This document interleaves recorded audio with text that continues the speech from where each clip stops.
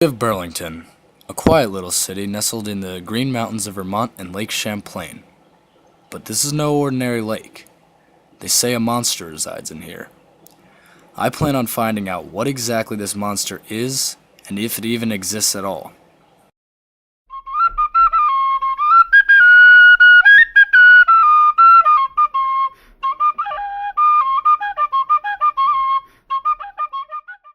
My journey will begin here at the Burlington Echo Center. I walked around for about an hour and a half looking for a Champ exhibit. This was all I could find. It had a good amount of information, but I needed more. I decided to interview an employee. Some people say that Champ is a very large sturgeon, or a group of very large sturgeon. Some people say he's a plesiosaur left over from the Jurassic period. And some people say he is actually just a log that's caught in the lake and moves along. And some kids just think he's, the mascot of the Lake Monsters baseball game. I really want to believe in Champ. I love the fact that nobody's been able to disprove or prove. There's both sides. One says, how can no body parts have ever been washed up? And the other side says, how can it not be true when over 300 people have had documented sightings of him? So I like to believe in Champ. With lake monsters such as this, it wouldn't be hard to believe that such another monster could live in Lake Champlain. But I decided to get the perspective of a non-believer. Well, basically, I think that it's sort of ridiculous to assume that a monster, or at least a relative of monsters, which are from such a long time ago, from, a period when dinosaurs ruled the earth.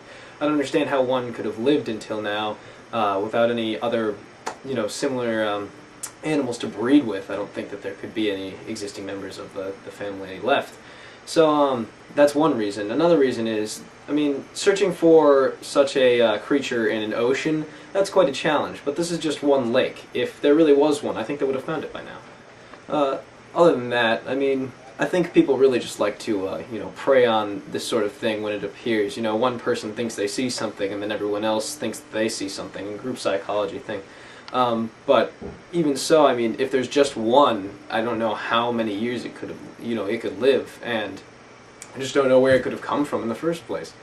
There's, yes, a long time ago, Lake Champlain was probably connected to other bodies of water, but now it's really not. Nothing that could transport such a supposedly large creature, so I don't know how it could have gotten there and lived this long, at least. One way Champ could have gotten to the lake is when it was part of the sea. 15,000 years ago, glacial meltwater collected in the basin and formed Lake Vermont. 1,700 years later, the rising Atlantic Ocean flooded the St. Lawrence and Champlain Valley, transforming Lake Vermont into the Champlain Sea, a saltwater bay which had beluga whales.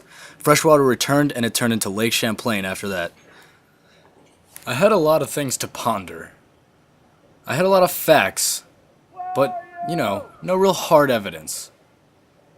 Then, it hit me. I had to go find an eyewitness. Why do I believe in Champ? October 2nd, 2008, North Beach. Couldn't have been a whale. No whales in the lake. Saw it myself. Saw huge fin start to rise out of the water, followed by his long neck and head coming out. You can call me a liar. You can call the other 300 witnesses a liar. But I saw it with my own two eyes. There's no way it was anything normal in a lake. How was it swimming? It was rising up out of the water. It rose up out of the water? Rose up out of the water. Oh. Not fully, obviously, but its head and fin. There's nothing else in that lake that could be like that, right? No.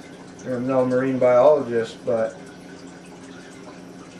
I don't think all 300 of us witnesses are crazy. Maybe we'll never know what secrets Lake Champlain has to offer. Until then, I encourage you to go seek Champ. Or better yet, maybe he'll seek you.